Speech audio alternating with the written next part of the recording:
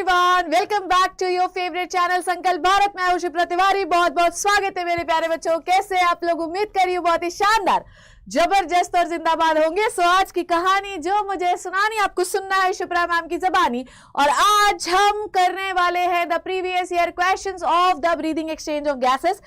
ये जो चैप्टर है भाई, इंपॉर्टेंट चैप्टर है। फिजियोलॉजी का डाइजेशन तो हटा दिया गया है, तो ये पहला ही चैप्टर कहलाएगा ह्यूमन फिजियोलॉजी का। सबसे पहले प्रीवियस ईयर क्वेश्चन को करने से पहले मैं आपको एजेंडा क्लियर कर देती हूँ कि why we are doing the previous year questions. देखो भाई, नीट का ऐसा कोई बच्चा नहीं है जिसने प्रीवियस ईयर नहीं किया है। हर एक बच्चा जो है वो प्रीवियस ईयर क्वेश्चन करके बैठा होता है। तो मैम हम क्यों देखें? सुन लीजिए, जब भी हम किसी चीज़ को देखते हैं या किसी चीज़ को सुनते हैं तो उसको स्टोर करने की क्षमता हमारे ब्रेन में और ज़्यादा बढ़ जाती है। इसीलिए मैंने आपके लिए, ऐसा नहीं कि मैंने प्रीवियस ईयर बनाया तो 4 घंटे का एक वीडियो बना दिया, नो, ठीक है। मैं इस पर कभी बिलीव नहीं करती। छोटे वीडियोस पढ़िए, जल्दी पढ़िए, खत्म हो जाएगा, काम खत्म, ओवर, ठीक है।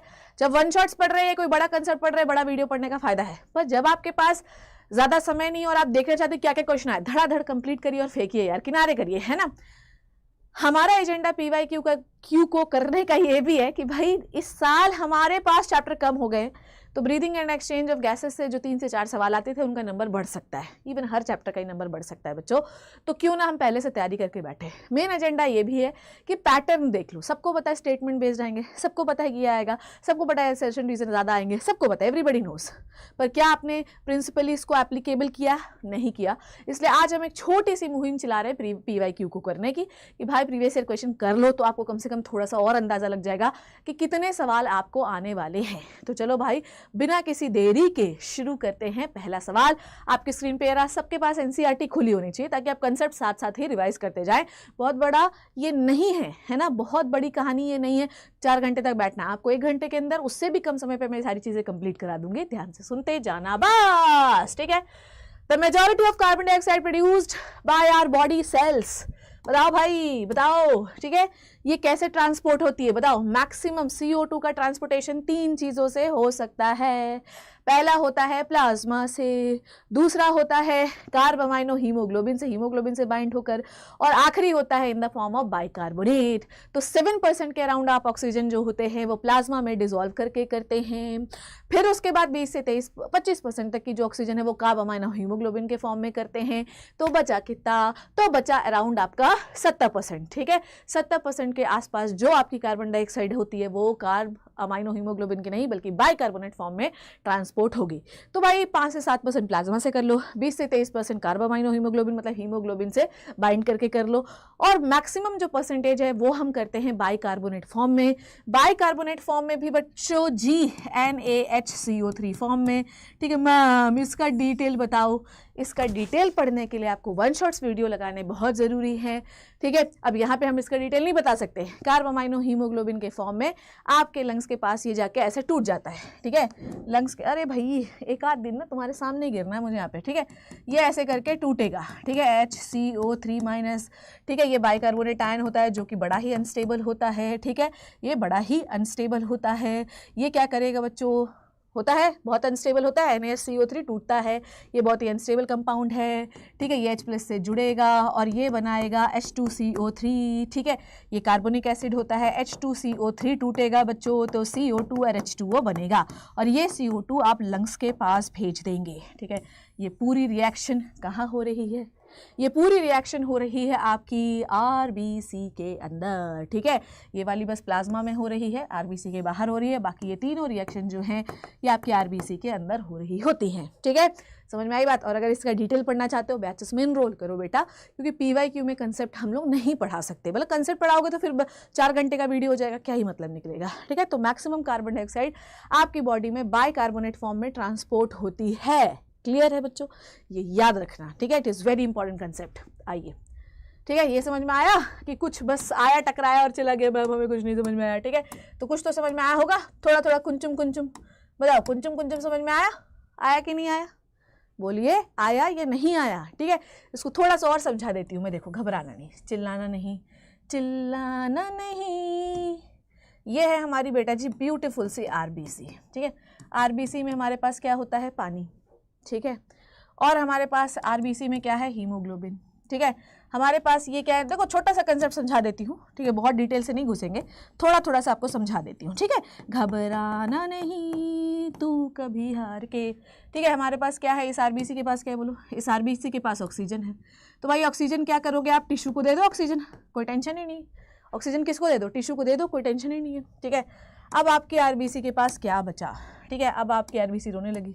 ठीक है, ऑक्सीजन तो आपने इसको दे दिया। ठीक है, अब आपका हीमोग्लोबिन फ्री हो गया, ध्यान से समझते जाना। ठीक है, आपका हीमोग्लोबिन हो गया फ्री, आवारा हो गया। ठीक है, आपने ऑक्सीजन दे दिया टिश्यू को, आपका हीमोग्लोबिन फ्री हो गया। ठीक है, आप टिश्यू से बदले में क्या लोगे, आप टिश्यू से लोगे कार्बन डाइऑक्साइड, ले लिए कार्बन डाइऑक्साइड, आ गया कार्बन डाइऑक्साइड टिश्यू से, तो क्या बनेगा बेटा H2CO3। क्या बनेगा, H2CO3, यही बनेगा H2CO3। पर ये बहुत ही अनस्टेबल कंपाउंड होता है। कैसा होता है बच्चों, बड़ा ही अनस्टेबल कंपाउंड, बहुत ही कम बखत, बहुत ही अनस्टेबल कंपाउंड होता है। तो ये अनस्टेबल कंपाउंड जो है ये टूट जाएगा H+ और HCO3- में। देखो देखो देखो, ठीक है, ये अनस्टेबल कंपाउंड जो है H2CO3 ये टूट जाएगा H+ और HCO3- में, टूट गया। कोई समस्या किसी को नहीं होनी चाहिए। ठीक है, यहाँ पर क्या है हमारा, ये प्लाज्मा है, ये क्या है बच्चों, ये है प्लाज्मा, ये पूरी क्या है हमारी ब्लड वेसल है। ब्लड वेसल भी बना ही दूँ। ठीक है, अब देखो मेरे पास इतनी ही जगह है तो मैं इतने में तुम्हें कुंचुम कुंचुम समझा रही हूँ, पर कोई बच्चा जो है चिल्ला चोट नहीं मचाएगा। ठीक है, समझो बात को। अब क्या होगा बच्चों, ध्यान से सुनना। अब देखो ये HCO3- इस प्लाज्मा में आ जाएगा। ठीक है, प्लाज्मा में हमारे पास क्या पड़ा होता है बच्चों, NaCl। क्या पड़ा होता है, NaCl। Na+Cl- को हम तोड़ते हैं। ठीक है, और देखो भाई माइनस अंदर लाओगे तो भाई माइनस को अंदर यहाँ ले जाओ ताकि बैलेंस हो सके चीज़ों को। ठीक है, अब HCO3 यहीं पे लिख रही हूँ मैं, HCO3- आप लेके आए हो बाहर, इसके साथ ही जो बचा हुआ सोडियम है ये जोड़ दीजिए, है ना। और अब जैसे आप जोड़ोगे तो क्या बन जाएगा, NaHCO3-। इसी के फॉर्म में कार्बन डाइऑक्साइड ये जाएगी लंग्स की ओर, और टूटना मैंने आपको बता ही दिया था लंग्स में कैसे टूटेगी। और आपका ये जो H+ बचा, ठीक है, ये जो H+ बचा ये तो बाहर आ गई। ठीक है, ये जो H+ बचा, ठीक है, ये किसके साथ जुड़ जाएगा, हीमोग्लोबिन के साथ। ठीक है, जो H+ आपका बचा वो हीमोग्लोबिन के साथ जुड़कर HHB बना लेगा।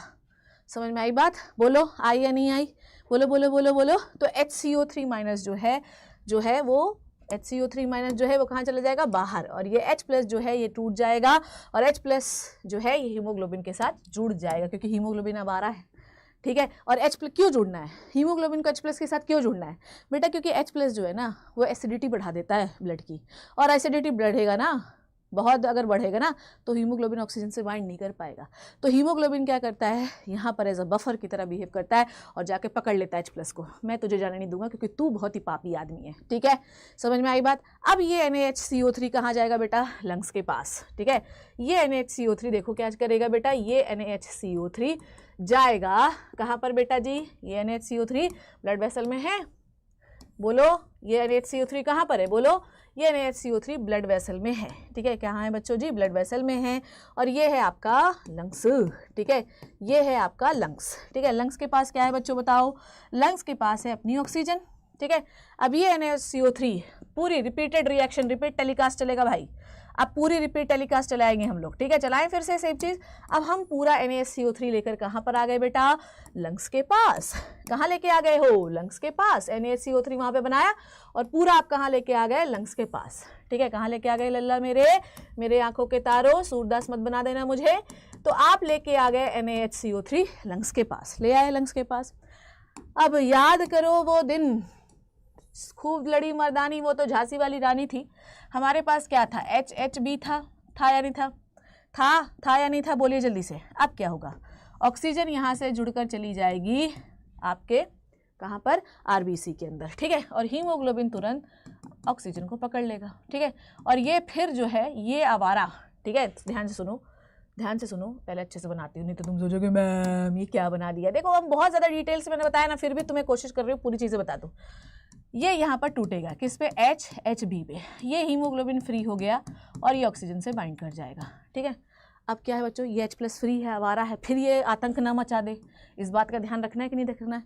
अब देखो क्या होगा, अब आपके प्लाज्मा में जो NaHCO3 पड़ा था वो फिर से टूटेगा, सेम ऑपोजिट रिएक्शन लंग्स के पास फिर से चलेगी। ठीक है, और ये HCO3- अंदर आ जाएगा, और ये जो H+ फ्री आपको दिख रहा था बच्चों ये इससे जुड़ जाएगा, है ना। देखो भाई ये इससे जुड़ गया, क्या बना, H2CO3 बना। ये H2CO3 कार्बोनिक एसिड है जो कि बड़ा ही अनस्टेबल कंपाउंड है बच्चों, जो कि टूट जाएगा। बहुत छोटो छोटो लिख रही हूँ पर ठीक है, कोई दिक्कत नहीं है। और ये CO2 यहाँ से ट्रैवल करता हुआ यहाँ आ जाएगा। समझ में आई बात? तो ये रिएक्शन कहाँ चल रही है बच्चों? लंग्स के पास। कहाँ चल रही है? लंग्स के पास। आपने देखा कि आपने पूरा CO2 जो है वो किस फॉर्म में ट्रांसपोर्ट किया? NaHCO3 के फॉर्म में, ठीक है। हैंड राइटिंग में मत जाना और ना ही तुम्हें इसे नोट डाउन करना है, क्योंकि ये हम कई बार पढ़ने वाले हैं। सिर्फ आपको समझना है कि आप अपने टिश्यू से लंग्स की ओर कार्बन डाइऑक्साइड इसमें पकड़ के लाते हो। सिर्फ इतनी बात है, ना नोट डाउन करना है ना लिखना है कुछ भी, बस आपको थोड़ी सी चीज़ें समझनी है। I hope this is clear to everybody, ठीक है। बॉडी। चलो नेक्स्ट क्वेश्चन आपकी स्क्रीन पे ये रहा, what is the vital capacity for our lungs.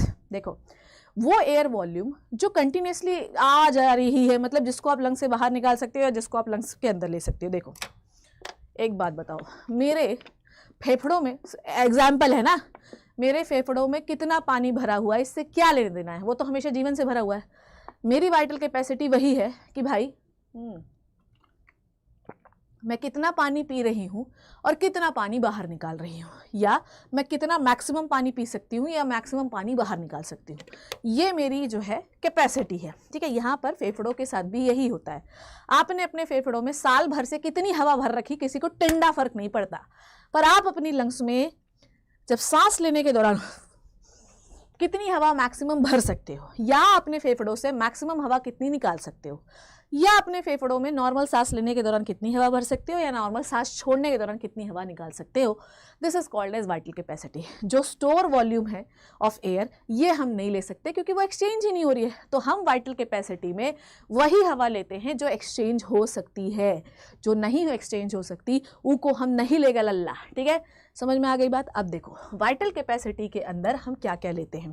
देखो तुम्हारे पूरे, अब समझो यहाँ से कुछ चीज़ें आपको समझनी पड़ेगी। पहले आपको बताती हूँ total lung capacity. Total lung capacity क्या होती है बच्चों, है ना? या जब भी मैं PPT में लिखती हूँ, मेरी हैंडराइटिंग बहुत ही अजीब आती है, पर ठीक है। टोटल लंग कैपेसिटी क्या होती है, पहले हमें ये समझना पड़ेगा। What is the total lung capacity? आइए समझते हैं। टोटल लंग कैपेसिटी में सब कुछ आता है, जो आ सकता है, जो स्टोर हो सकता है, सब, ठीक है। तो सबसे पहले आता है इसमें टाइडल वॉल्यूम। टाइडल वॉल्यूम क्या होता है? नॉर्मल एयर, नॉर्मल सांस लेना, नॉर्मल सांस छोड़ना, ठीक है। नॉर्मल सांस लेना, नॉर्मल सांस छोड़ना, इसे कहते हैं टाइडल वॉल्यूम, ठीक है। फिर होती है इंस्पायरेटरी रिजर्व वॉल्यूम। एक बार मैक्सिमम सांस लेने के दौरान आप कितनी हवा ले सकते हो, this is the inspiratory reserve volume, ठीक है। फिर होती है एक expiratory reserve volume. Expiratory reserve volume क्या होती है? एक बार मैक्सिमम सांस छोड़ने के दौरान, ठीक है, मैक्सिमम सांस छोड़ने के दौरान कितनी हवा तू छोड़ सकता है, सांस छोड़ने के दौरान, और कुछ नहीं, ठीक है। कुछ और नहीं समझना है हमें, ठीक है, ओके। और लास्ट में होती है रेजिडुअल वॉल्यूम। कुछ वॉल्यूम ऑफ एयर, 1200 ml के आसपास की एयर आपके लंग्स में हमेशा बनी रहती है, जिसे कहते हैं रेजिडुअल वॉल्यूम ऑफ एयर, और ये लंग्स में कभी भी एक्सचेंज नहीं होती, और ये बहुत इंपॉर्टेंट एयर है, पढ़ेंगे इसके बारे में। ये होती है टोटल लंग कैपेसिटी, ठीक है। अब आते हैं वाइटल कैपेसिटी। वाइटल कैपेसिटी में सिर्फ वही एयर आ सकती है, air which can exchange by lungs, ठीक है, बाय लंग्स। जो हवा एक्सचेंज हो सकती है इसमें सिर्फ वही आएगी और कुछ नहीं आएगा, ठीक है। तो इसमें क्या क्या एक्सचेंज हो सकता है? ये बोलो। तो इसके अंदर आएगा tidal volume, expiratory reserve volume और इंस्पायरेटरी रिजर्व वॉल्यूम, ठीक है। ये होती है वाइटल कैपेसिटी।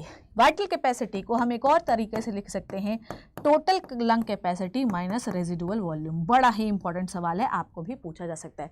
भाई टोटल लंग कैपेसिटी में अगर आप RV हटा दोगे, रेजिडुअल वॉल्यूम हटा दोगे, तो आपका वाइटल कैपेसिटी आ जाएगा, ठीक है बच्चों। सो भाई देखो इसका आंसर है total lung capacity minus the residual volume, ठीक है बच्चों। नेक्स्ट क्वेश्चन आपकी स्क्रीन पे ये रहा, listed below are the 4 respiratory capacities. यहाँ पर and 4A to D and 4 jumbled respiratory volumes, ठीक है। अच्छा, तो इसमें हमें बताना है कि आपको सही मैचिंग करना है, ठीक है। चलो देखते हैं भाई, मैं आपको वॉल्यूम्स बता देती हूँ। रेजिडुअल वॉल्यूम होता है 1200 ml, ठीक है। IRV होता है 2500 से 3000 ml। इंस्पायरेटरी कैपेसिटी होती है क्या? 3500 ml, ठीक है। वाइटल कैपेसिटी क्या होती है भाई? 3500 ml हो गया, और उसमें आप 1000 और जोड़ दो, 4500 ml, ठीक है, 4500 ml। तो भाई देखते हैं अपन क्या क्या है, समझते हैं, ठीक है। तो इंस्पायरेटरी कैपेसिटी जो है वो होनी चाहिए हमारी कितनी? 3500 ml। 3500 ml क्यों? इसके अंदर आता है इंस्पायरेटरी कैपेसिटी मतलब इंस्पायरेटरी रिजर्व वॉल्यूम मतलब टाइडल वॉल्यूम। क्या होता है ये समझना है पहले हम लोगों को। तुम्हारा फेफड़ा में कितना हवा मैक्सिमम भर सकता है तू, तो बेटा जो तू नॉर्मल सांस लेता है टाइडल वॉल्यूम वो तो तू भर ही सकता है, साथ में इंस्पायरेटरी रिजर्व वॉल्यूम भी भर सकता है। मैडम ये इंस्पायरेटरी रिजर्व वॉल्यूम क्या है, हम बाल पकड़ लें। इंस्पायरेटरी रिजर्व वॉल्यूम बेटा वो वॉल्यूम है मैक्सिमम तू सांस लेगा ना बेटा, मैक्सिमम तू सांस ले रहा है ना, तो कितनी हवा तू अपने फेफड़ों में भर सकता है, this is the inspiratory reserve volume. और साथ साथ तू टाइडल वॉल्यूम तो भर ही रहा है क्योंकि उसके साथ नॉर्मल वाली हवा तो जाएगी ही ना, ठीक है। देख मेरी बात फिर से सुने, कान खोलो कान खोलो, देख ये होती है tidal volume, inspiratory reserve volume, सांस छोड़ना एक्सपायरेटरी रिजर्व वॉल्यूम, ठीक है। चलो तो इंस्पायरेटरी कैपेसिटी मतलब टाइडल वॉल्यूम को जोड़ो और इंस्पायरेटरी रिजर्व वॉल्यूम को जोड़ो। इंस्पायरेटरी रिजर्व वॉल्यूम 2500 से 3000 ml हो सकता है और टाइडल वॉल्यूम जो होता है ये होता है 500 ml, ठीक है। टाइडल वॉल्यूम कितना होता है मेरे राजकुमार और राजकुमारियों, टाइडल वॉल्यूम होता है मेरे प्यारे बच्चों 500 ml। तो कितना हो गया ये 3500 ml हो गया। Next is inspiratory reserve volume कितना है 2500 से 3000 ml। वाइटल कैपेसिटी कितनी होती है 4500 ml, 4500 ml निकाल लेना, मैंने फॉर्मूला लिखा है। और 1200 ml होता है आपका रेजिडुअल वॉल्यूम। अब आप मैच करो है ना, देखते हैं क्या रेजिडुअल वॉल्यूम, क्या रेजिडुअल वॉल्यूम 4.5 हो सकता है, नहीं। क्या बी मतलब वाइटल कैपेसिटी 3500 ml हो सकती है, नहीं। क्या सी इंस्पायरेटरी रिजर्व वॉल्यूम 1200 ml हो सकता है, नहीं। अब देखते हैं डी इंस्पायरेटरी कैपेसिटी 3500 हो सकती है, जी हाँ। क्या रेजिडुअल वॉल्यूम 1200 ml हो सकता है, जी हाँ, ठीक है। तो ये ऑप्शन सही है 4, ठीक है। ये बड़ा ही प्यारा सवाल था, तो आपको ऐसे भी सवाल आ सकते हैं। आई होप वॉल्यूम्स में कोई कन्फ्यूजन नहीं है आपको। नॉर्मल सांस लेना छोड़ना है, टाइडल वॉल्यूम 500 ml, मैक्सिमम कितना सांस ले सकता है 2500 से 3000 ml इंस्पायरेटरी रिजर्व वॉल्यूम, इन दोनों को जोड़ देगा तो इंस्पायरेटरी कैपेसिटी, ठीक है। नॉर्मल सांस कितनी छोड़ रहा है 500 ml, मैक्सिमम कितनी छोड़ सकता है 1000 ml, तो 1500 ml क्या हो गई एक्सपायरेटरी कैपेसिटी। इन सब को जोड़ देगा तू तो तेरी वाइटल कैपेसिटी आ जाएगी, ठीक है। चल आ जा बच्चे। नेक्स्ट इज वाइटल कैपेसिटी में कोई भी बच्चा रेजिडुअल वॉल्यूम को नहीं जोड़ेगा,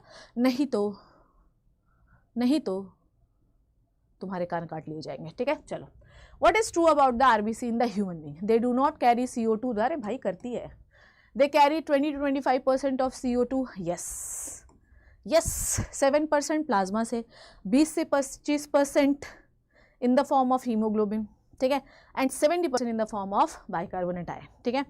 97% आरबीसी ऑक्सीजन ट्रांसपोर्ट करती है, दे ट्रांसपोर्ट 80% ऑफ ऑक्सीजन, नहीं 97% ऑक्सीजन आरबीसी से ठीक है।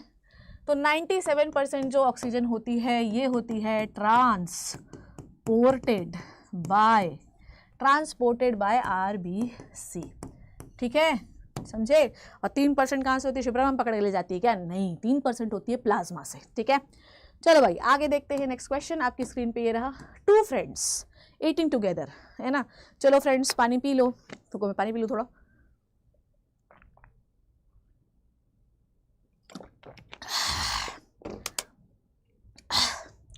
Two friends are eating together on a dining table.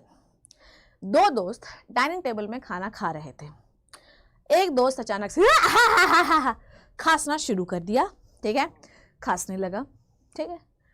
जब वो खाने को निगल रहा था, ऐसा क्या हुआ कि उसको खाना अटक गया। याद रखना कि ट्रैकिया के ऊपर हमारे पास एक ढक्कन है, इस ढक्कन को हम कहते हैं एपीग्लॉटिस। इस ढक्कन को हम क्या कहते हैं, एपीग्लॉटिस। जब ये क्लोज होता है तो आपकी जो खाना है वो कभी भी एयर पाइप में या ट्रैकिया में नहीं आती। पर अगर आपने बहुत ज़्यादा होशियारी की और आप बहुत डेढ़ शाणे बने और आप जो है हम तो बड़ा है वो है, हमने तो बिहार में 2 लोगों को गोली मार दी, अगर आप इतनी हेकड़ी जो है झाड़ रहे हैं तो सीधी बात यह है कि एपीग्लॉटिस खुल जाएगा और आपके एयर पैसेज में, ये ट्रैकिया है बेटा, ठीक है, ये ट्रैकिया, आपके एयर पैसेज में खाना आ जाएगा, ठीक है। Trachea is a food pipe, नहीं विंड पाइप है, ठीक है। तो ट्रैकिया क्या है, विंड पाइप है। अगर आप ज़्यादा हेकड़ी झाड़ते हैं तो आपका एपीग्लॉटिस का इम्प्रॉपर मूवमेंट हो जाएगा, वो खुल जाएगा और हो सकता है कि गलती से आपका खाना ट्रैकिया के अंदर आ जाए और आप करने लगेंगे। फिर बिहार में क्या आपको ये गोली जीवन ने मारती है, सीधी बात ये है। तो भाई कहानी में ट्विस्ट ये है कि आपका खाना कभी भी ट्रैकिया में नहीं जाना चाहिए, और अगर एपिग्लॉटिस खोल दिया तुमने अपनी होशियारी से तो खाना जा सकता है। सो एपिग्लॉटिस के इम्प्रॉपर मूवमेंट से ट्रैकिया जो है वो क्या हो जाता है बच्चों, खुल जाता है और खाना वहाँ चला जाता है, जिससे आपको ठसका लगता है। बेटा आदमी मर जाता है, पर जब तक खाना नहीं निकलेगा तब तक जब तक खाना नहीं निकलेगा, वापस फूड पाइप में नहीं आएगा, नाक से कान से बाहर नहीं हो जाएगा, तब तक ये कहानी चलती रहेगी। ठीक है, नेक्स्ट क्वेश्चन। ओके, फिगर दिया गया है ना, given below shows a small part of human lung where exchange take in place, A B C D, which one of the option given below, आपको बताना है, करेक्टली आइडेंटिफाई। ठीक है, आ जाओ भाई देखते हैं, है ना, आ जाओ भाई, देखो यार ये हमारा तार बहुत फंसता है यहाँ पर सच में बच्चों। हाँ, तो ये जो डी है बच्चों, this is the basement membrane, E को क्या कहते हैं बच्चों, बेसमेंट मेम्ब्रेन। ठीक है, ये जो बी है ये आरबीसी दिख रही है मुझे, सी जो है वो एंडोथीलियम दिख रही है मुझे इस डायग्राम के हिसाब से। एंडोथीलियम क्या होती है बेटा, सिंपल स्क्वायमस एपिथीलियम, जो आपके आरबीसी के ऊपर पाई जाती है, आरबीसी के अंदर से कवर करती है। तो ये है बच्चों जी, दिस इज द एंडोथीलियम। ठीक है, एटा एल्वियोलर कैविटी, और यहाँ से गैसेज एक्सचेंज होता है। चलो भाई देख लेते हैं क्या है। ठीक है, तो क्या ए एल्वियोलर, हाँ A is the alveolar cavity, यहाँ पे मैक्सिमम एक्सचेंज होता है। जी हाँ, A is the right option, यहीं से मैच हो रहा है। डी कैपिलरी वॉल है क्या, बिल्कुल नहीं, डी बेसमेंट मेम्ब्रेन है। क्या बी जो है वो रेड ब्लड सेल है, ट्रांसपोर्ट ऑफ मेनली हीमोग्लोबिन को ट्रांसपोर्ट नहीं करती बेटा, हीमोग्लोबिन होता है इसके अंदर जो ऑक्सीजन को ट्रांसपोर्ट करता है, तो ये भी गलत। सी आर्टीरियल कैपिलरी है, पासेस ऑक्सीजन टू टिश्यूज से कार्बन डाइऑक्साइड भी ले सकती है, और ये आर्टीरियल कैपिलरी तो ठीक है, सी इज द आर्टीरियल कैपिलरी तो ठीक है, पर ये टिश्यूज के साथ कार्बन डाइऑक्साइड का भी एक्सचेंज कर सकती है, तो ये भी नहीं होगा। समझ में आ गई बात, बोलो जल्दी से। I hope this is clear to you everybody. अच्छा, एक और चीज़ सुनो रे, इधर सुनो, अगर यहाँ पर ऑक्सीजन है, तो ये आर्टीरियल कैपिलरी होगी या वीनल कैपिलरी होगी, भाई ये वीनल कैपिलरी होगी, ये CO2 को दे देगी और ऑक्सीजन को ले लेगी। समझ में आई बात। और अब आपका ऑक्सीजनेटेड ब्लड जो है वो हार्ट की ओर जाएगा, समझे।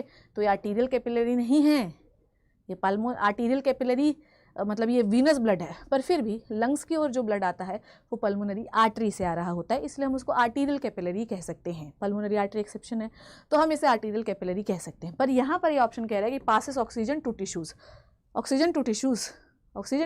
कर रहा है। ध्यान से देखो, ऑक्सीजन टू टिश्यू नहीं कर रहा है, ये कर रहा है carbon dioxide to the alveolar cavity. समझ में आई बात। तो ये है तो आर्टीरियल कैपिलरी, क्योंकि पल्मोनरी आर्टरी का ही सब डिवीजन है। What is the pulmonary artery, deoxygenated blood को ये हार्ट से लंग्स की ओर लेके जाती है और वहाँ पे एक्सचेंज करती है। एक्सचेंज किसके बीच में होगा, कैपिलरी और आपके इसके बीच में, कैपिलरी और आपके एल्वियोलर कैविटी के बीच में। यहाँ तो टिश्यू लिखा हुआ है, तो ये बिल्कुल भी नहीं होगा। तो सी इज द कैपिलरी, बिल्कुल सही बात है, but it passes the carbon dioxide to the alveolar cavity. ठीक है, तो ये ऑप्शन भी गलत हुआ, राइट ऑप्शन हमें मिल चुका है, दैट इज ए। ठीक है लल्ला, शुरू करें आगे की कहानी। आइए नेक्स्ट का, अरे आ जाओ भाई। Large proportion of oxygen is left unused in the human. आय हाय, बड़ा सवाल प्यारा है, बताओ जल्दी से। बहुत सारा प्रोपोर्शन ऑफ ऑक्सीजन जो है वो अनयूज्ड रहता है। काय को जो है अनयूज्ड रहता है, बोलो। बहुत सारा प्रोपोर्शन ऑफ ऑक्सीजन आपके बॉडी में हमेशा ही अनयूज्ड रहेगा। ठीक है, क्यों रहेगा? तुमको पता है, आप सिर्फ और सिर्फ आपकी बॉडी का मात्र 25% ऑक्सीजन यूज़ करते हो, सिर्फ 25% ऑक्सीजन। ठीक है, ये ऑक्सीजन जो है ये यूटिलाइज होता है, मेरी बात समझे। सिर्फ 25% ऑक्सीजन ही यूटिलाइज रहता है, जो 75% ऑक्सीजन रहता है ये जो है यूटिलाइज नहीं होता, नॉट यूटिलाइज्ड। समझ में आई बात। जो 75% ऑक्सीजन होता है ये यूटिलाइज नहीं होता, सिर्फ 25% जो होता है यही यूटिलाइज होता है। तो 75% कब यूटिलाइज होगा, कब होगा, बोलो जल्दी से। 75% कब यूटिलाइज होगा? ये 75% में कुछ ऑक्सीजन बाहर हो जाएगी एज इट इज़, है ना, और कुछ जो होगी वो रिजर्व मटेरियल की तरह काम करेगी, और जब हम हैवी एक्सरसाइज करेंगे तब ये काम में आएगी। ठीक है, तो act as a reserve during the muscular exercise. ये बात आपको याद रखनी है, या तो ये बाहर हो जाएगी और कुछ पार्ट जो है इसका बच जाएगा और ये मसल्स में या हमारी बॉडी में रिजर्व हो जाएगा, हमारे जो है ब्लड वेसल्स में रिजर्व की तरह काम करेगा, और जब हमें यूज़ होगा तब हम इस पर काम करेंगे, मतलब जब हमें ज़रूरत पड़ेगी तब काम करेंगे। वैसे आपकी बॉडी में जो आपका 100 ml ब्लड है वो 20 ml ऑक्सीजन ट्रांसपोर्ट करता है, जिसमें सिर्फ आप टिश्यू को 5 ml देते हैं। ऐसा कहते हैं कि हम 15 ml पूरा बाहर करते हैं, और लिखा भी है आपकी किताब में, पर कुछ अमाउंट ऑफ ऑक्सीजन हमेशा हम रिजर्व फॉर्म में भी रखते हैं, ये बात याद रखनी है, ठीक है। Next question, bulk of carbon dioxide released body tissues into the blood. बताइए जल्दी से भाई, bulk of carbon dioxide released body tissues into the blood, बताओ भाई किस फॉर्म में होता है, बताओ। मैक्सिमम जो कार्बन डाइऑक्साइड है वो आपके ब्लड में किस फॉर्म में रिलीज होता है, मुझे आंसर चाहिए है, नहीं तो अभी उधड़ जाएगी चमड़ी, पता है ना, जल्दी बताओ। मैक्सिमम कार्बन डाइऑक्साइड किस फॉर्म में, अभी हमने ये वाला क्वेश्चन किया था, किसी बच्चे ने अगर गलत जवाब दिया तो उसकी खैर नहीं, बताइए। अभी हमने ये वाला सवाल किया था भाई साहब बाइकार्बोनेट फॉर्म में, मैक्सिमम बाइकार्बोनेट फॉर्म में, है ना। Which one of the following is the correct statement for the respiration in the humans? बताओ भाई, respiration in human के लिए कौन सा है। देखो, worker in the grinding and the stone breaking industry may suffer for fibrosis। जी हाँ, जो लोग जैसे जो लोग पत्थर तोड़ते हैं बेटा, उनसे बहुत पोल्यूशन निकलता है। पत्थर तोड़ोगे, कोल इंडस्ट्री में काम करोगे या किसी और इंडस्ट्री में काम करोगे जो कि ऐसी वाली है। अब मैंने देखा है, मैं आप लोगों को अपनी ही कहानी बताती हूँ। जो जैसे मेरे जो फादर थे वो कोल इंडस्ट्री में थे, ठीक है। तुमको पता है कोल इंडस्ट्री वाले हमेशा अपने वर्करों को बहुत पैसा देते हैं, बहुत सैलरी होती है सेंट्रल गवर्नमेंट में। क्यों, ऐसा क्यों है? क्योंकि एवरीबडी नोज जब तुम खदान के नीचे जाओगे तो कोल है भाई, कोल निकलेगा, खुदेगा, निकलेगा खदानों से। जब खोदोगे तो कोल के पार्टिकल आपके सांस के थ्रू आपके लंग्स में जाएंगे, फिर वो इरिटेट करेंगे, लंग्स के जो फाइबर्स हैं वो डिवाइड होकर फाइब्रॉइड कर देते हैं, उसमें छोटे छोटे से ऐसे लम्प्स बना देते हैं। समझ में आई बात? और आपका लंग्स में भाई फाइबर बन जाएगा, उसमें क्लॉट नहीं मतलब फाइब्रोसिस हो जाएगा, फाइब्रॉइड बन जाएगा। तो बेटा आपको जब आप ब्रीथ करोगे तो आपको दिक्कत आएगी, है ना। इसीलिए ऐसी इंडस्ट्रीज़ में अगर वो सरकारी हैं तो उसमें बहुत पैसा मिलता है, क्योंकि पता है कि आगे चल के आपको ऐसी कोई बीमारियां हो सकती हैं। समझ में आ गई बात? तो आपको ऐसी कोई बीमारियां हो सकती हैं। तो वर्कर जो grinding and stone breaking industry में काम करते हैं, उनके डस्ट की वजह से, डस्ट एक इरिटेंट है, इरिटेट करता है लंग्स की वॉलों को, जिससे फाइबर्स डिवाइड होने लगते हैं और वहाँ पर एक लम्स बन जाता है और फिर वो रेस्पिरेशन को हिंडर करता है। ठीक है, समझ में आई बात? नेक्स्ट क्वेश्चन, आगे मुझे पढ़ना ही नहीं, पहला ही मिल गया। People who have migrated from the plains to the area of adjoining Rohtang pass about 6 months back. एक व्यक्ति, जैसे मैं हूँ, जैसे अभी मैं मान लो गुड़गांव में रहती हूँ, अचानक से मुझे हिमालय भेज दिया जाए, 6 महीने पहले ही हुई थी, तो क्या होता है बेटा, जैसे जैसे हम ऊपर जाते जाते हैं हमारे ऑक्सीजन की holding capacity by the haemoglobin reduce होती जाती है। वो बात अलग है कि जब हम बहुत टाइम तक वहाँ रह लेते हैं तो हमारा नंबर ऑफ हीमोग्लोबिन और आरबीसी बढ़ जाता है। ठीक है, पर ऐसा क्यों हुआ? क्योंकि हमारे पास होल्डिंग कैपेसिटी स्टिल कम है, इसलिए वो वहाँ के लोगों को आपने देखा होगा लाल। ठीक है, हम लोग तो यहाँ पे केमिकल लगा लगा के लाल करते हैं कि सुंदर दिखें। वो लोग नेचुरली सुंदर इसलिए हैं क्योंकि उनके पास हीमोग्लोबिन या आरबीसी का नंबर ज़्यादा होता है।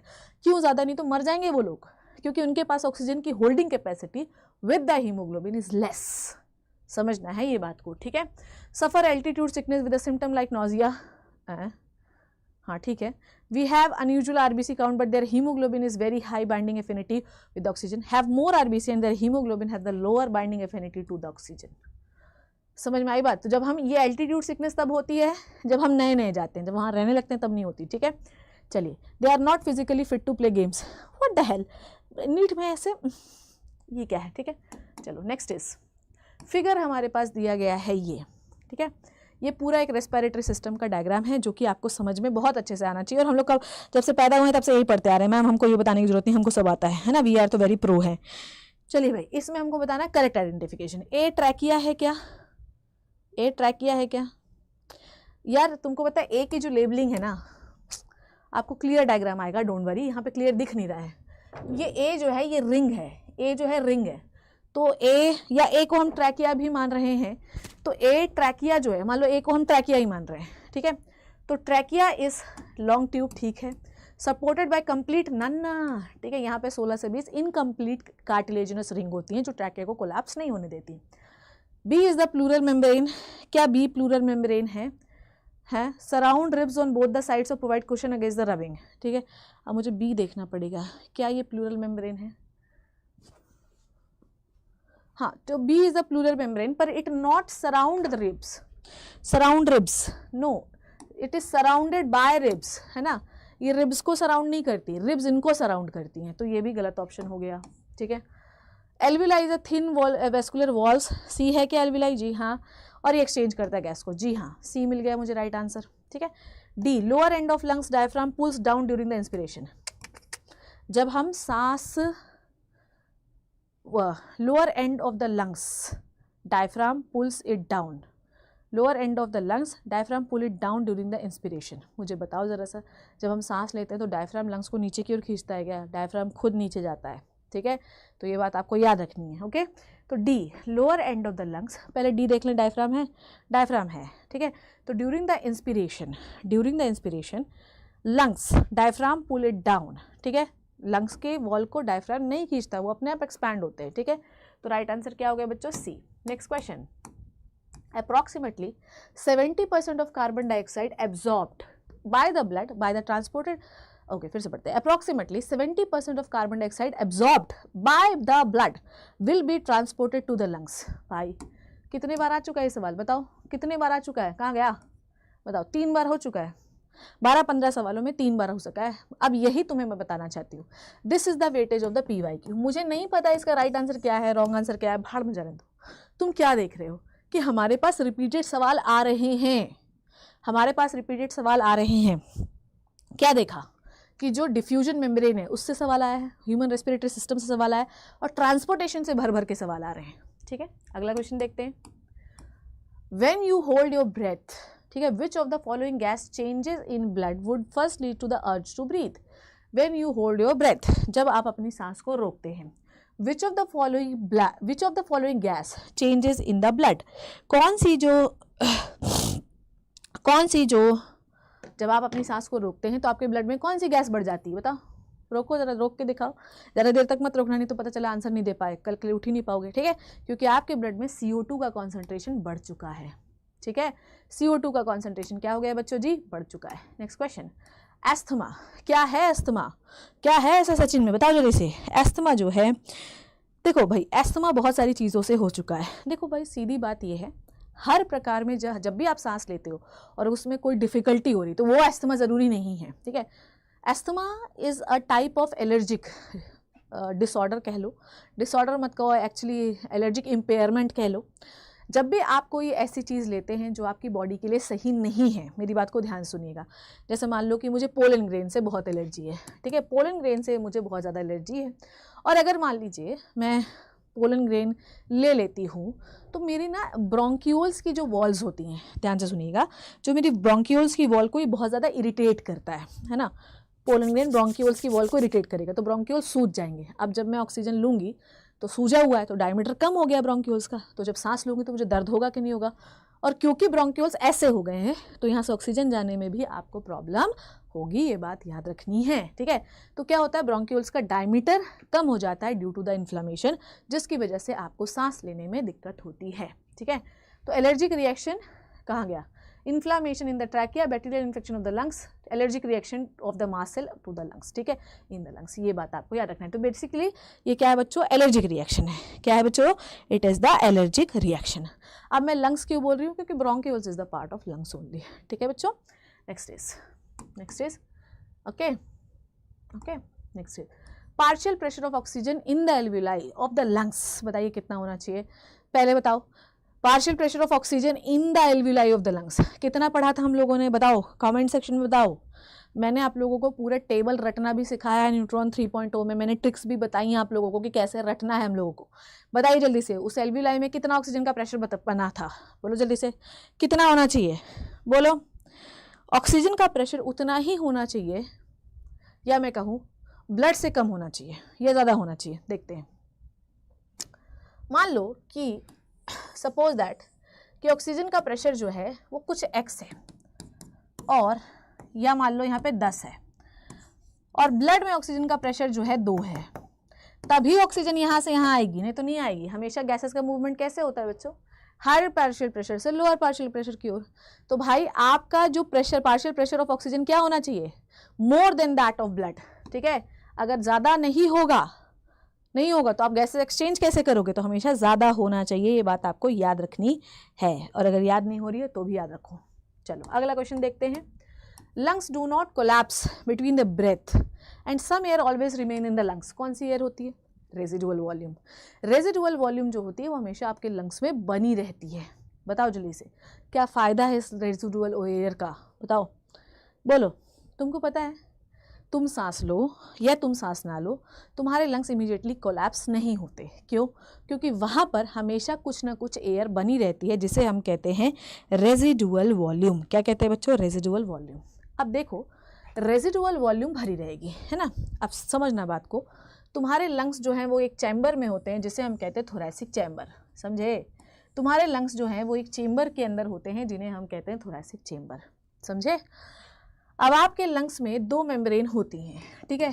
आपके लंग्स में दो मेम्ब्रेन है बेटा, एक होती है पैराइटल प्लूरा और एक होती है विसरल प्लूरा, ठीक है। एक होती है पैराइटल प्लूरा और एक होती है विसरल प्लूरा, ठीक है। समझना, ये जो विसरल प्लूरा होती है ना बच्चों, ये थोरैसिक वॉल से अटैच रहती है, ऐसे, मतलब इतना बड़ा बना दिया है मैंने, पर ठीक है आपको समझना है। ये जो विसरल प्लूरा होती है ना, ये तो अंदर की ओर है, वीपी लिख दे रही हूँ मैं, वीपी। पर जो पैराइटल प्लूरा होती है, पैराइटल प्लूरा होती है, ये हमेशा थोरैसिक वॉल से अटैच रहती है, ठीक है। तो जब आप सांस नहीं लोगे, मेरी बात ध्यान से समझना, जब आप सांस नहीं लोगे तो ये जो थोरैसिक वॉल है, this is the thoracic wall, thoracic मतलब छाती की वॉल, ठीक है। ये जो आपकी थोरैसिक वॉल होती है, ये पैराइटल प्लूरा को ऐसे खींचती जाती है, तो हमेशा एक नेगेटिव प्रेशर जो है लंग्स पे बना रहेगा अगर आप सांस नहीं ले रहे हो तो, ठीक है। समझ में आई बात? बोलो बोलो बोलो बोलो। लंग्स जो है कोलैप्स क्यों नहीं होते ये बता रही हूँ। तू सांस ले बेटा, चाहे तू सांस ना ले, पर तेरे लंग्स में एक तो हवा बनी रहती है, इसलिए कोलैप्स नहीं होता। दूसरा, ये जो आपकी पैराइटल प्लूरा होती है थोरैसिक वॉल से अटैच रहती है, तो हमेशा जब आप सांस नहीं ले रहे होते हैं या सांस लेने वाले होते हैं तो हम ऐसा खींचते हैं लंग्स को, तो एक इंट्रा क्या हो जाती है बेटा, इंट्रा प्लूरल प्रेशर नेगेटिव हो जाता है, जिससे हवा रश इन होती है। मेरी बात समझे? जब बेटा तू सांस ले रहा है तो सांस से छाती ऊपर करता है, छाती ऊपर करता है, छाती ऊपर करके तू क्या कर रहा है, लंग्स की कैविटी को बढ़ा रहा है, जिससे लंग्स के अंदर जो प्लूरल प्रेशर है ना वो कम हो रहा है, जिसकी वजह से हवा अंदर आ रही है। समझ में आई बात? तो हमेशा लंग्स में एक नेगेटिव प्रेशर होता है, ये बात याद रखिएगा। और साथ में होती है रेजिडुअल एयर, जिसकी वजह से लंग्स कोलैप्स नहीं होते, और ये कभी भी एक्सपेल भी नहीं होनी चाहिए, क्योंकि अगर एक्सपेल हो गई तो लंग्स जो है तुरंत कोलैप्स हो जाएगा। क्लियर है बच्चों? तो लंग्स के पास नेगेटिव इंटरप्लूरल प्रेशर है, जो हमेशा लंग्स की वॉल को खींचता रहता है, ठीक है। आई होप एवरीबडी ये वाला कंसेप्ट सबको क्लियर है। खड़े हो जाइए जिसको नहीं क्लियर है, बोलो बोलो, क्या ये वाली बात सबको क्लियर है? बोलो भाई मेरे कबूतरों, जल्दी बोलो, बोलो बोलो जल्दी बोलो, ठीक है। तो लंग्स कभी भी कोलैप्स नहीं होते, सम जो एयर है वो हमेशा लंग्स में बनी रहती है। लंग्स में हमेशा, अच्छा देखो एक और चीज़ समझो, इसी लंग्स में ये जो नेगेटिव इंट्राप्लूरल प्रेशर है, ठीक है, ये आपको खींचता रहता है, अपोजिट पुल है जो कि बाहर की ओर खींचेगा, जिससे कोलैप्स नहीं हो पाते, ठीक है। I hope this is clear to you everybody. Next is lungs are made up of air filled sacs, ठीक है। क्या कहलाते हैं ये? Air filled sacs, alveoli. मेरी बात समझे ना? लंग्स में इंट्रा नेगेटिव प्रेशर क्यों है? खींचने की वजह से। लंग्स कोलैप्स क्यों नहीं हो सकता? क्यों नहीं हो सकता बताओ? लंग्स कोलैप्स इसलिए नहीं हो सकता क्योंकि उसके अंदर हवा भरी। मेरी बात सुनो, मैंने किसी लंग्स को खींचा, मान लो हवा अंदर नहीं आई, तो लंग्स तो तुरंत अंदर आने की कोशिश करेगा, पर हम अंदर नहीं आने देते। क्यों? क्योंकि हमने कुछ हवा भर रखी है, जिससे हवा आए चाहे ना आए हम कोलैप्स नहीं होने देंगे। मेरी बात फिर से सुनना, जब हम किसी चीज़ को खींचते हैं, समझे, जब हम किसी भी चीज़ को खींचेंगे, ठीक है, तो अगर हवा नहीं आई तो ये अंदर आने की कोशिश करने लगेंगे, है ना, लंग्स की वॉल अंदर आने की कोशिश करने लगेगी, पर हम अंदर नहीं आने देंगे, क्योंकि हमारे पास कुछ हवा है जो लंग्स की खिंची हुई दीवारों को खींचे रखने में मदद करती है कि भाई अभी नहीं, अभी हवा आ रही है। इसलिए लंग्स उस रेजिडुअल वॉल्यूम और उस खिंचने की वजह से कभी भी कोलैप्स नहीं होता, ठीक है। Lungs are made up of air filled sacs, they do not collapse even the forceful expiration. किस चीज़ की वजह से? रेजिडुअल वॉल्यूम की वजह से, ठीक है। कितना होता है बेटा?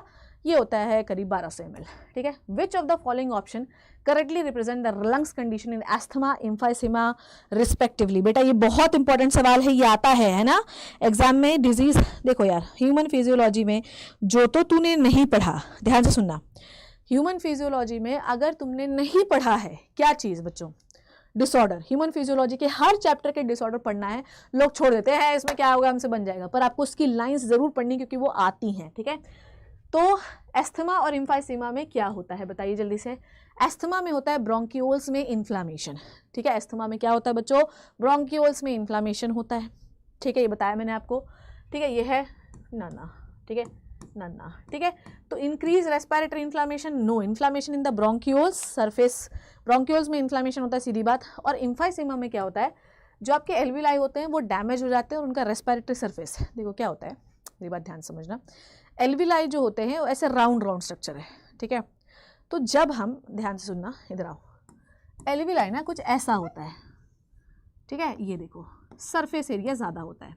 जब हम सिगरेट पीते हैं, पीते तो नहीं हो, जब आप सिगरेट पीते हो तो जो सेप्टा होता है ना नष्ट होने लग जाता है ये, ठीक है। अब आपका एल्विलाई हो गया है ऐसा, ठीक है, तो सरफेस एरिया क्या हो गया, कम। तो आप सांस तो लोगे पर आप बहुत अच्छे से सांस नहीं ले पाओगे क्योंकि एल्विलाई में जो भरने की कैपेसिटी थी ऑक्सीजन की वो रिड्यूस हो गई है, ठीक है। तो first option is correct. Next question, tidal volume, volume पे सवाल बहुत आ रहे हैं, देखो tidal volume 500 ml, inspiratory reserve volume 2500 से 3000 ml, एक्सपायरेटरी रिजर्व वॉल्यूम 1000 से 1100 ml, रेजिडुअल वॉल्यूम 1100 से 1200 ml। याद करना ही है, फर्स्ट का 3 तो ये भी गया, ये भी गया, सेकंड का 1, राइट ऑप्शन इज बी, ठीक है, याद करना है ये हम लोगों को। Next question, which of the following is an occupational disorder, ठीक है, चलिए भाई, एंथ्रैक्सिस, नो, बैक्टीरियल डिजीज है ये। सिलिकोसिस, सिलिका, अभी आपने देखा कि अगर आप सिलिका इंडस्ट्री में काम करते हैं बच्चों, किस में काम करते हैं, सिलिका इंडस्ट्री में, तो सिलिका आपके लंग्स में डिपॉजिट होकर आपकी ऐसी तैसी मचा सकता है। बॉटुलिज्म, ये फूड पॉइजनिंग है जो बैक्टीरिया से होती है। एम्फाइसीमा सिगरेट पीने से होती है, ठीक है। Next is tidal volume and expiratory reserve volume of an athlete, tidal volume है आपकी 500 ml, ठीक है, और आपकी एक्सपायरेटरी रिजर्व वॉल्यूम कितनी है बेटा, 1000 ml। तो आपको बताना है कि एक्सपायरेटरी कैपेसिटी क्या होती है, ध्यान सुनो, एक्सपायरेटरी कैपेसिटी, ठीक है, एक्सपायरेटरी कैपेसिटी, एक्सपायरेटरी कैपेसिटी में हम हमेशा एक्सपायरेटरी रिजर्व वॉल्यूम और टाइडल वॉल्यूम को जोड़ते हैं। एथलीट में टाइडल वॉल्यूम है 500 ml और एक्सपायरेटरी रिजर्व वॉल्यूम है 1000 ml, तो एक्सपायरेटरी कैपेसिटी कितनी हो गई, 1500 ml। ऐसे क्वेश्चन आएंगे भाई, ठीक है, तो आंसर इज 1500 ml, ठीक। आइए अगला सवाल करते हैं, सिलेक्ट द करेक्ट स्टेटमेंट। चलो, select the correct statement, expiration is due to the external intercostal muscle, नन्ना, एक्सटर्नल इंटरकोस्टल मसल हमेशा आपको क्या करवाती है, इंस्पिरेशन, याद रखना। एक्सटर्नल इंटरकोस्टल मसल जो कि 2 रिब्स के बीच में बाहर की ओर होती हैं, ठीक है, बाहर की ओर ऐसे देख लो, तो ये जब कॉन्ट्रैक्ट होती हैं तो रिब केज हमेशा ऊपर की ओर आता है, तो ये इंस्पिरेशन कराने में मदद करती है। एक्सपिरेशन पैसिव प्रोसेस है, ठीक है। Intrapulmonary pressure is lower than that atmospheric pressure during the inspiration, कैसा है ये, इंट्रापल्मोनरी प्रेशर, लंग्स का प्रेशर हमेशा नेगेटिव होता है एटमॉस्फेयर से, तभी तो हवा अंदर आती है, तो यही करेक्ट स्टेटमेंट है। Inspiration occur when the atmospheric pressure is less, नहीं, कभी भी हमें हवा कम से ज़्यादा की ओर नहीं आती, ज़्यादा से कम की ओर आती है, ठीक है। एक्सपिरेशन इज इनिशिएटेड, कभी भी एक्सपिरेशन किसी के कॉन्ट्रैक्शन से इनिशिएट नहीं होता है, एक्सपिरेशन एक पैसिव प्रोसेस है, इंस्पिरेशन कम देर का होता है, एक्सपिरेशन ज़्यादा देर का होता है, ठीक है। चलो, next is maximum volume of air a person can breathe after a force expiration, बताओ एक पर्सन एक फोर्स्ड एक्सपिरेशन के बाद कितनी मैक्सिमम हवा को भर सकता है, बताइए कितनी मैक्सिमम हवा को ब्रीथ कर सकता है। Maximum volume of air a person can breathe after a force expiration, बताओ आपने एक बार सांस छोड़ दी है, अब आप क्या क्या भर सकते हो, बताओ क्या क्या भर सकते हो, बोलो जल्दी से, क्या क्या भर सकते हो, expiratory capacity, inspiratory capacity, total lung capacity या वाइटल कैपेसिटी, बताओ बोलो। ब्रीथ कर सकता है, ब्रीथ कर सकता है मतलब, ब्रीथ कर सकता है मतलब सांस ले सकता है, सांस छोड़ सकता है। देखो ब्रीथ से लोग क्या समझ जाते हैं, समझ रहा है, इस वाला ये वाले क्वेश्चन में बहुत बच्चे गड़बड़ करते हैं। देखो पानी पी लो थोड़ा, बच्चों को ये लगता है कि हम सांस छोड़ रहे हैं, प्लीज फोकस, हाँ बच्चों को ये लगता है कि हम सांस छोड़ रहे हैं, ठीक है। तो ये क्वेश्चन ही पूछ रहा है कि कितना मैक्सिमम सांस छोड़ सकते हो, उसके बाद कितनी ले सकते हो, नन क्वेश्चन ये है कि भाई आप मैक्सिमम कितना हवा छोड़ दिए, छोड़ने के बाद आप कितना ब्रीथ कर सकते हो। ब्रीथ मतलब ले सकते हो और छोड़ सकते हो, क्या होता है बेटा, रेजिडुअल वॉल्यूम को छोड़कर आप सब कुछ ले सकते हो, छोड़ सकते हो, तो दैट इज वाइटल कैपेसिटी ना, दैट इज वाइटल कैपेसिटी की नहीं कैपेसिटी, सीधी बात है। एक्सपायरेटरी कैपेसिटी क्या है, कितनी हवा मैक्सिमम छोड़ सकता है, इंस्पायरेटरी कैपेसिटी क्या है, मैक्सिमम हवा कितनी ले सकता है, टोटल लंग कैपेसिटी तेरे लंग्स में कितनी हवा आ सकती है, जा सकती है या स्टोर हो सकती है, ठीक है, सब चीज मिलाओ। Next is identify the wrong statement with respect to what? Identify the wrong statement with respect to the transportation of the oxygen या with reference to the transportation of oxygen। चलो देखते हैं। Low CO2 alveoli favors the formation of oxyhemoglobin। ठीक है भाई, बताओ carbon dioxide कम है तो ऑक्सीहीमोग्लोबिन बनेगा कि नहीं बनेगा, ज्यादा हो जाएगा तो भाई ऑक्सीजन कार्बन डाइऑक्साइड से ज़्यादा प्यार होता है हीमोग्लोबिन को, ठीक है। जो लड़कियां ज़्यादा सच धज के निकलती हैं लड़कों को उन्हीं के जो पर दिलाता है ना। ये रेलेवेंट एग्जांपल नहीं था, ठीक है, पर फिर भी ऑक्सी हीमोग्लोबिन टूट जाता है कार्बन डाइऑक्साइड को देख के, ठीक है। Binding of oxygen with haemoglobin mainly related to the partial pressure of oxygen, ना पार्शियल प्रेशर ऑफ CO2 से, ठीक है, तो ये भी गलत। Partial pressure of CO2 can interfere with the oxygen binding with the haemoglobin. CO2 का, अच्छा एक सेकेंड फिर से पढ़ेंगे इसको, एक सेकेंड रुको। आइडेंटिफाई, ओ ये रॉन्ग स्टेटमेंट लिखा है, identify the wrong statement with respect to the transportation of oxygen. देखते हैं। Low CO2 in the alveoli favours the formation of haemoglobin, बिल्कुल सही बात है, रॉन्ग स्टेटमेंट थोड़ी है, सही बात है, ठीक है। एक्चुअली मैं कट लगा रही थी तो मुझे लगा रॉन्ग है, ठीक है, मुझे राइट लगाना चाहिए। Binding of oxygen with haemoglobin mainly related to the partial pressure of oxygen, ठीक है। Partial pressure of oxygen and CO2 बहुत है, पर ऑक्सीजन की बाइंडिंग हीमोग्लोबिन पे होगी क्योंकि ऑक्सीजन वहां पे ज्यादा है। याद रखना, मैं तुम्हें दो स्टेटमेंट बताती हूँ।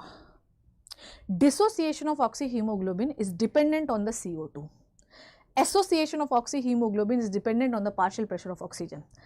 किसी जगह पर अगर आप ऑक्सीजन बहुत ज़्यादा कर दोगे तो हीमोग्लोबिन ऑक्सीजन से जुड़ेगा, पर अगर कहीं पर डिसोसिएशन हो रहा है मतलब वहाँ पे आपने कार्बन डाइऑक्साइड बढ़ाया है, यहाँ पर वो बात कर रहा है बाइंडिंग की, तो हीमोग्लोबिन से अगर ऑक्सीजन बाइंड कर रहा है मतलब वहाँ पे पार्शियल प्रेशर ऑफ ऑक्सीजन ज़्यादा है, ठीक है। कहीं पर अगर डिसोसिएशन हो रहा है मतलब वहाँ पे CO2 ज़्यादा है, ठीक है, तो ये भी राइट स्टेटमेंट है। Partial pressure of CO2 can interfere with the O2 binding with haemoglobin, ये भी सही है। देखो इंटरफेयर विद O2 बाइंडिंग मतलब हीमोग्लोबिन ऑक्सीजन से बाइंड नहीं हो रहा है। हीमोग्लोबिन अगर ऑक्सीजन से बाइंड नहीं हो रहा है तो CO2 कारण है, हीमोग्लोबिन ऑक्सीजन से बाइंड हो रहा है मतलब O2 ही कारण है, ठीक है। Higher H+ concentration in alveoli favours the, कभी भी H+ आयन कॉन्सेंट्रेशन, अगर मान लीजिए आपके ब्लड में H+ बढ़ रहा है तो आपके ब्लड का pH कम हो रहा है, ठीक है, और अगर ये कंडीशन है तो कभी भी हीमोग्लोबिन ऑक्सीजन से बाइंड नहीं करेगा, ठीक है। अच्छा, ऐसी कंडीशन में CO2 बढ़ता है, ये जनरली कब होता है, जब CO2 बढ़ता है तो आपका H+ बढ़ जाता है तो pH घट जाता है। इस कंडीशन में जो आपका हीमोग्लोबिन है वो ऑक्सीजन को छोड़ता है। अब आपका हीमोग्लोबिन फ्री हो चुका है और वो CO2 से बाइंड कर ये कहानी बना लेगा, ये याद रखना है आप लोगों को, ठीक है बच्चों, समझे कैसा CO2 लिखा मैंने। Okay, next question, select the correct event that occur during the inspiration. हाँ जी, बड़ा ही इजी और लल्लू और झंडू सवाल है। ऐसा इवेंट बताइए जो हम लोगों ने इंस्पिरेशन के दौरान करना है। बताओ भाई कौन कौन सा करते हैं। पहला, कॉन्ट्रैक्शन ऑफ डायफ्राम, जी हाँ, डायफ्राम डोम शेप का होता है जो फ्लैट हो जाता है, तो ये तो अपन करते हैं। Contraction of external intercostal muscle, हाँ ये भी करते हैं, जिससे रिबकेज का वॉल्यूम बढ़ जाता है। पल्मोनरी वॉल्यूम डिक्रीज नहीं होता, पल्मोनरी वॉल्यूम इंक्रीज होता है। लंग्स का वॉल्यूम इंक्रीज करोगे तभी तो हवा अंदर आएगी, लंग्स बढ़ाना पड़ेगा ना। भाई तुम मुझे बताओ, रिबकेज तुमने अपने शौक से बाहर किया है क्या? हम रिबकेज के बाहर ही इसलिए कर रहे हैं ताकि लंग्स का वॉल्यूम बढ़ सके। इंट्रापल्मोनरी प्रेशर इंक्रीज नहीं, आप खींच इसलिए रहे हो ताकि प्रेशर डिक्रीज हो, ताकि हवा अंदर आए। देखो यार, वॉल्यूम बढ़ता है तो प्रेशर डिक्रीज होता है, पढ़ा है ना आप लोगों ने, नहीं पढ़ा है तो फिर पढ़ो अच्छे से, ठीक है। तो right answer is B. Next question, the total lung capacity is the total volume of air accumulate in the lungs at the end of force inspiration. बताओ भाई, एक बार जब हमने फोर्स्ड इंस्पिरेशन किया, ठीक है, फोर्स्ड इंस्पिरेशन किया, तो आपको ये बताना है, ठीक है, तो आपको ये बताना है कि भाई एक बार मैक्सिमम सांस ले ली तुमने, ठीक है, तो आप बताओ कि तुम्हारे पास क्या क्या है, टोटल लंग कैपेसिटी में क्या क्या आता है। सब कुछ आता है, जितना तुम जानते हो ना सब कुछ इसके अंदर आता है। तो एक बार total lung capacity is the total volume of air accumulation in the lungs at the end of force inspiration. एक बार तेज से तूने सांस ले ली, ध्यान से सुन, एक बार तूने तेज से सांस ले ली, ठीक है, तू अपने लंग्स में कितनी हवा भर सकता है, that is the total lung capacity, ठीक है। टोटल लंग कैपेसिटी में आता है भाई expiratory reserve volume. Expiratory reserve volume मतलब क्या क्या आ रहा है इसमें, एक तो आ रहा है ERV आ रहा है, ठीक है, फिर आ रहा है टाइडल वॉल्यूम, फिर आ रहा है IRV, और फिर क्या आ रहा है बच्चों, RV। रेजिडुअल वॉल्यूम को भी इसमें हमें जोड़ना है। समझ में आ गई बात? I hope this is the clear to you. बोलिए जल्दी से, क्लियर हुआ? बोलो, ठीक है, समझे? बोलो, यहाँ तक सब कुछ जोड़ दोगे तो आपका टोटल लंग कैपेसिटी आ जाएगा। Next question, match the column करना है, सब कुछ जोड़ो। देखो यार, तुम्हारे लंग की क्या कैपेसिटी है, मेरे लंग की इतनी कैपेसिटी है कि भाई मैं उसमें टाइडल वॉल्यूम भर सकता हूँ, मैं उसमें एक्सपायरेटरी रिजर्व वॉल्यूम भर सकता हूँ, और मैं उसी लंग्स से जब मैंने सांस मैक्सिमम सांस ली तो अभी उसमें एक्सपायरेटरी रिजर्व वॉल्यूम भी भरी हुई है जो मैंने सांस छोड़ने के दौरान निकालूंगा, और उसमें रेजिडुअल वॉल्यूम भी भरी हुई है। आपको समझ में आया कि मैंने टोटल लंग कैपेसिटी में एक्सपायरेटरी रिजर्व वॉल्यूम क्यों भरा? क्योंकि उसे तो मैं बाहर निकालने वाली हूँ। फिर क्यों ले लिया मैम? क्योंकि तूने अभी सांस छोड़ी नहीं है बेटा, अभी तूने सांस छोड़ी नहीं है, तो देखो अभी सांस छोड़नी है। तो क्वेश्चन ये पूछ रहा था कि जब मैं मैक्सिमम सांस ले लेता हूँ तो मेरे लंग्स में कितनी हवा भरी है, तो छोड़ने वाली अभी छोड़ी नहीं है, अभी वो भी भरी हुई है, तो उसे भी जोड़ना पड़ेगा, ठीक है। न्यूमाटैक्सिक सेंटर कहाँ होता है बताओ? रेस्पिरेशन कंट्रोल करता है ये होता है पॉन्स में, ठीक है, हिंड ब्रेन का पार्ट है, ठीक है। ऑक्सीजन डिसोसिएशन कर्व किसके बीच में होता है भाई? हीमोग्लोबिन के और oxygen binding capacity and partial pressure of oxygen. Carbonic anhydrase जो होता है ये एंजाइम है जो आरबीसी में पाया जाता है, सिर्फ आरबीसी में, याद रखना, ये कहीं और नहीं होता है। Primary site of the exchange is the alveoli. तो फर्स्ट का है 2, फर्स्ट का 2 एक ही है, राइट आंसर इज बी, ठीक है। चलिए, partial pressure, it is very important, और ये करने के लिए मैंने आप लोगों को जिंगल भी बताई है, समझे? ये करने के लिए मैंने तेरे को जिंगल भी सिखाई है बेटा, ठीक है। चलो भाई देखते हैं, partial pressure of oxygen and carbon dioxide eight alveoli, बताओ कितने होते हैं?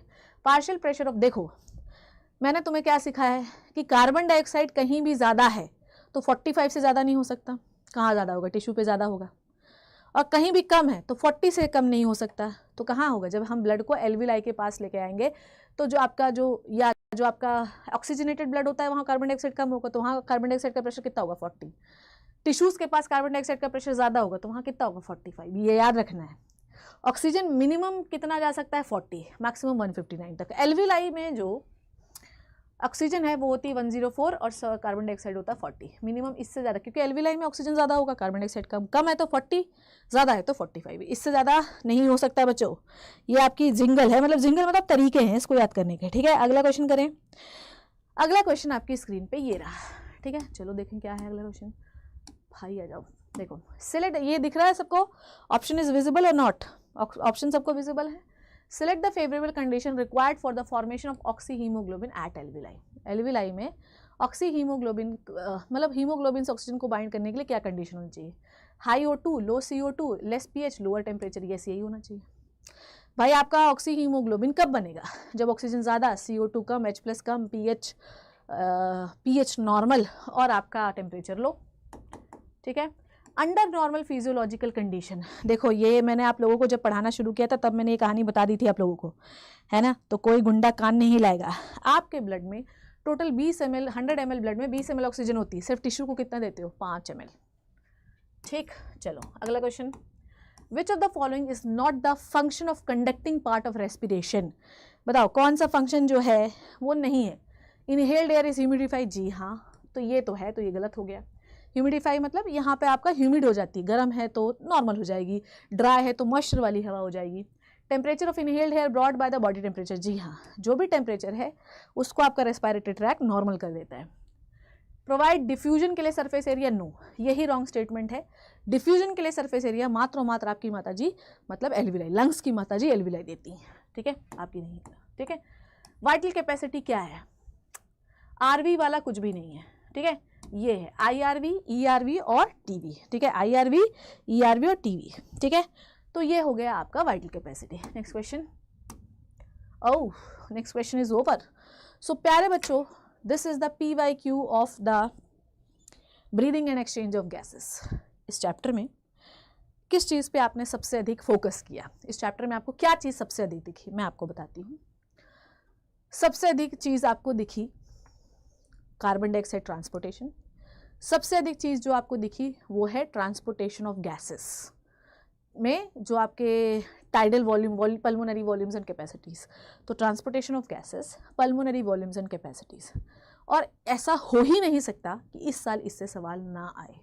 तो इनको आप रट्टा मारिए, कुछ नहीं है, 500 टाइडल वॉल्यूम है, 2500 से 3000 इंस्पायरेटरी रिजर्व वॉल्यूम है, 1100 से 1200, 1000 से 1100 ml एक्सपायरेटरी रिजर्व वॉल्यूम है, और 1200 ml जो है वो रेजिडुअल वॉल्यूम है। अब आपको कैपेसिटी निकालना और वॉल्यूम निकालना, वॉल्यूम तो आपको आता है, इससे कैपेसिटी निकालना आपको आना चाहिए। सो प्यारे बच्चों, इस तरीके से हम लोगों ने PYQ को सॉल्व किया बहुत ही कम समय पे। 40-50 क्वेश्चन आपने 1 घंटे से कम समय पे सॉल्व कर दिए, ये एक अचीवमेंट है।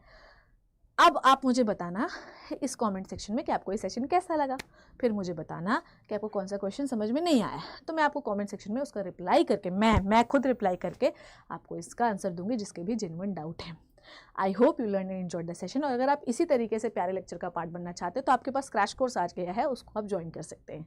थैंक यू सो मच बच्चों, अपना ध्यान रखना और मुझे बताना कि मैं अगला चैप्टर का PYQ किसका दूँ। Bye bye.